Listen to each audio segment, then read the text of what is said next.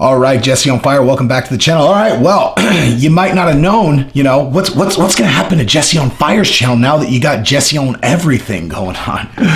Yeah, because if you guys didn't hear, Jesse on Everything is live. So I have a new channel. And I talk about things that are not mixed martial arts on that channel. And we kicked it off last night. So if I remember, I will put the link in the description, and hopefully you guys can enjoy that channel. But today, I'm going to answer that question. The answer to what's going to happen to Jesse on Fire is nothing. Same fire content. And to prove that to you, I was like, what could I do for like my inaugural video after having Jesse on Everything available? I think I'm going to talk about Robbie Lawler. And I'll tell you exactly why. Because nobody's gotten it right yet. Okay, so this is actually not me being, I'm not wearing a mask today, right? Like I'm actually genuinely telling you that every analyst that I've listened to has missed the boat on this, right? Like I heard the Weasel talk about how Robbie Lawler has completely lost it. He's correct, but missed the boat on when he lost it, and a few other people, same kind of deal. So if you like the content, subscribe, ring the bell, and I will absolutely encourage you guys to go check out Jesse on Everything, because if you like me talking about mixed martial arts, I have a feeling you'll like me talking about every other thing. But yeah, still subscribe to this channel, ring the bell, all of those things. By the way, Mix Molly has a new video about Khabib out, and I don't know what happened. I didn't even get notified.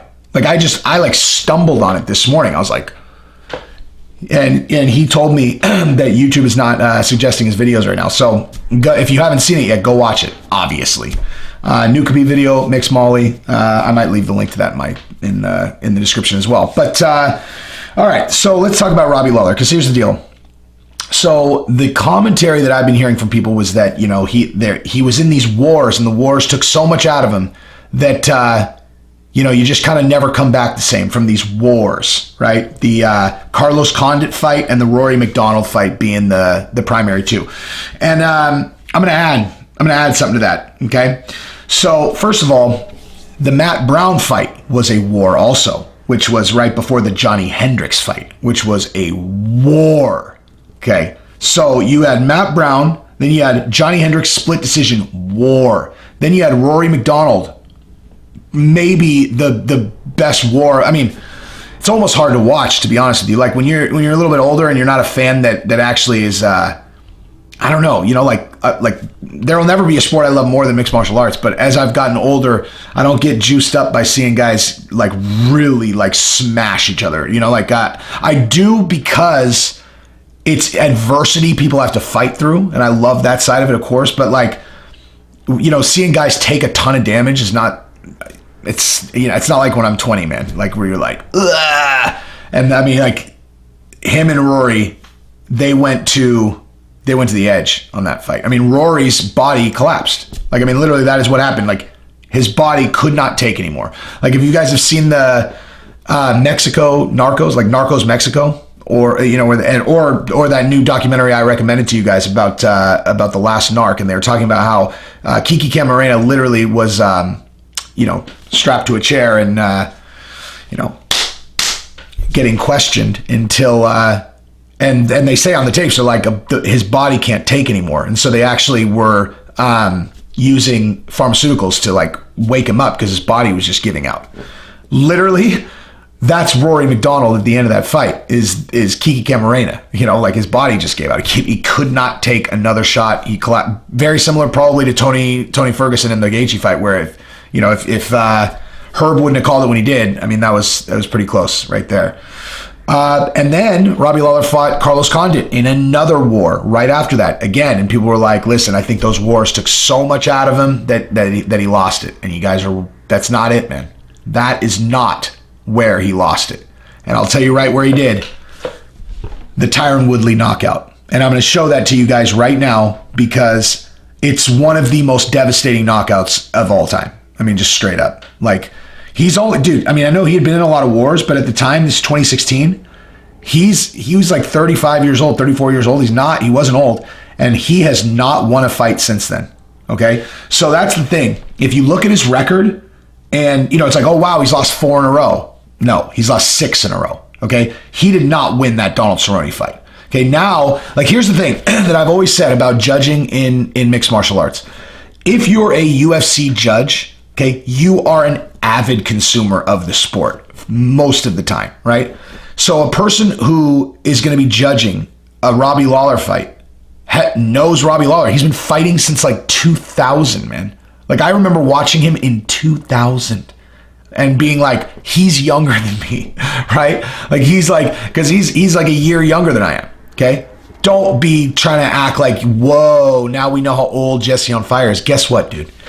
If you look half as good as I do at my age, you can basically just get on your knees and say, thank you, okay? When you get past a certain age, it's actually, the older you are, the cooler it is if you're super good looking.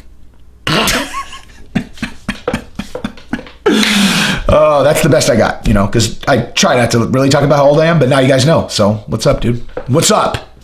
Go ahead. Just unsubscribe. Just go ahead. Just get rid of me. Throw me in the trash like an old man.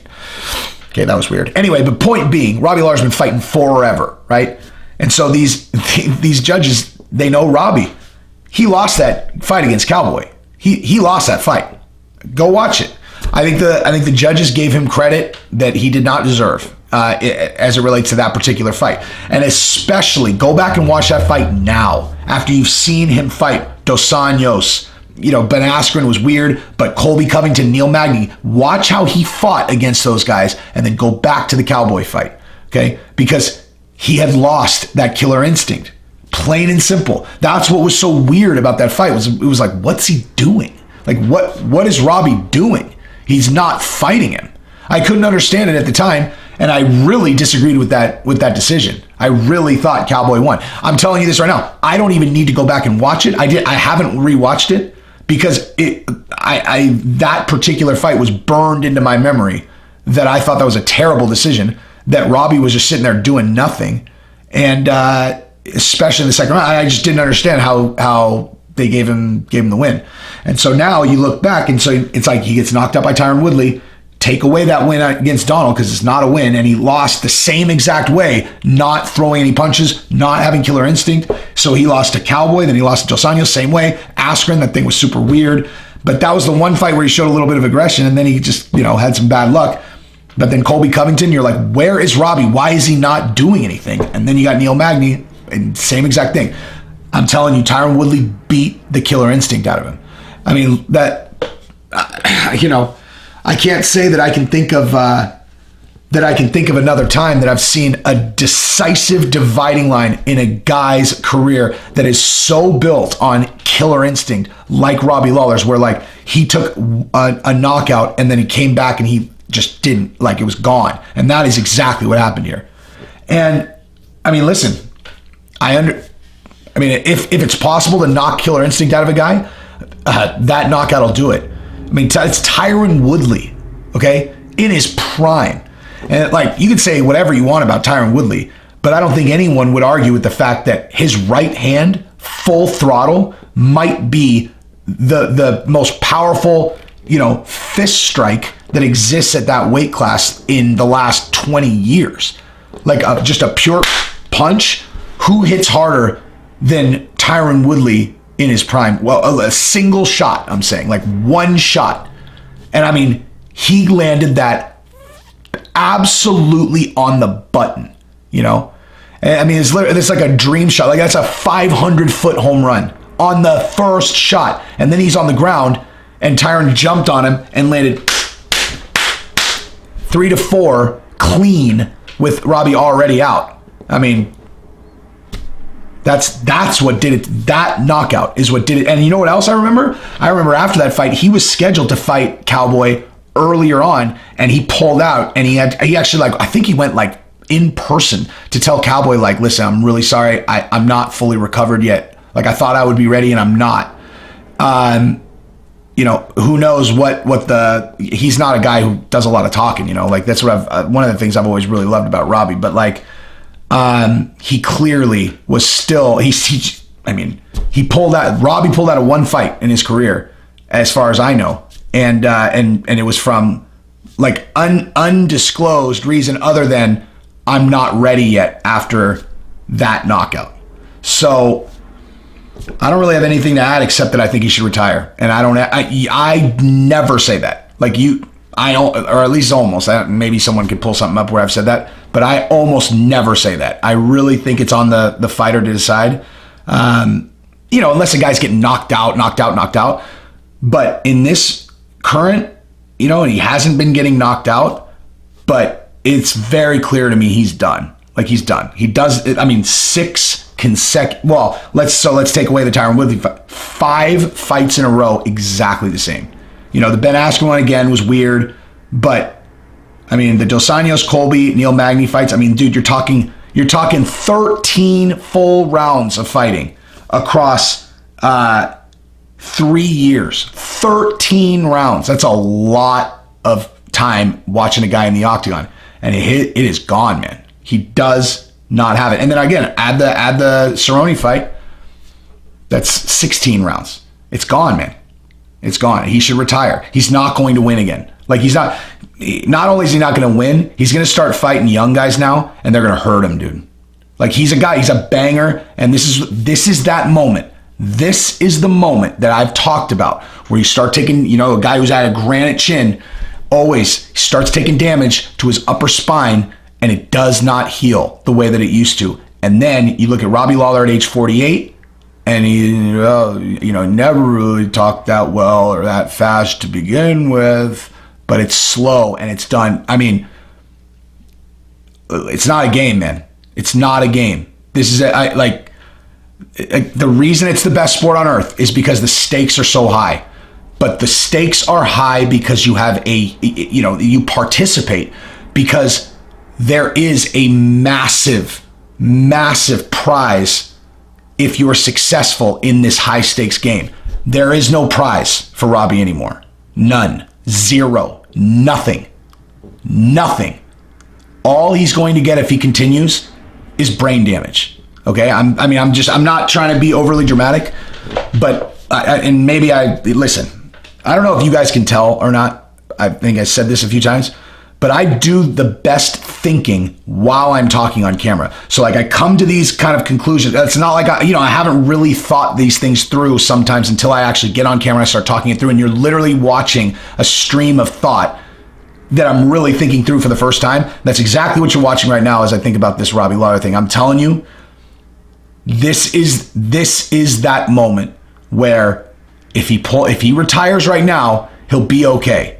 Like he'll be okay, He doesn't seem like a guy who probably spends a lot of money. He's probably got some money saved up. He can obviously go be a very successful trainer. He's one of those guys that doesn't talk a lot, so people will listen when he talks. If he goes out and fights 4 more times, he is going to be permanently damaged. I will absolutely guarantee you that. Guaranteed you. Absolutely guarantee it. So I really, genuinely believe that he should retire. And it's not again, we're not talking about he's got nothing left in the tank. I'm not talking about that kind of retirement. I'm talking about he's going to have to continue to use his meat suit for many years after he stops fighting. And if he does this 3 more, 4 more times, the meat suit is not going to recover, and especially not going to recover where messages go from your brain to the rest of your body and your mouth. Okay. So, yeah, listen, I heard the Weasel say, I think he should retire. And, I heard him. I didn't hear, I don't think I've ever heard anyone kind of speak on another man's career with the level of urgency that I'm feeling actually thinking about it right now. But as urgently as I can say it, Robbie Lawler should retire. And Robbie, if you ever see this I don't know how you would see it, but if you ever see it, I have always been one of your biggest fans. When I was 20 years old, in 2000, watching you fight, you were my dude. Okay, I'll tell you how big of a fan I was. When Nick Diaz knocked you out in 2000, 2001, 2002, maybe 2003, I don't know. Actually, I could look that up. I was devastated, man. Devastated. So that was, it was 2004. Okay. I could tell you exactly where I was that night. I could tell you exactly where I was standing. Literally, I could tell you exactly where I was. I was at the Love Boat in Chico, and we were going to a Tainted Love concert afterwards. I was standing just outside the door, smoking a cigarette, looking in, watching through the door. And when you got knocked out by Nick that's how upset I was. Okay, that I still remember that. I could see it exactly. And you got nothing left to prove. And I'm telling you, as a guy who has nothing but respect for you, this is the end of the road. If you keep driving, this is where the rest of your life is going to be a huge challenge, okay? Look at Matt Hughes. Like, there's two ways that a post-career can go, and you definitely want to be on the right side of that dividing line. It's not a fucking game, right? You're not going to win the title again. You have nothing left to prove. You're not going to get another significant win. And it's not because you're not a great fighter. It's because your time's up, man. Your time is up. So, as respectfully as I can say it, hang it up, man. Hang it up. So, but if you want to come on the show and talk, I would love that more than anything, because you have a multi-decade career that I would love to ask you a million questions about. But in reality, I'm more going to probably want to ask you about like fights you got in that no one saw. Yeah, anyway, that's what I got. Subscribe to the channel, everybody. Ring the bell and look for more Jesse on everything, because there will be more of that coming as well. Peace.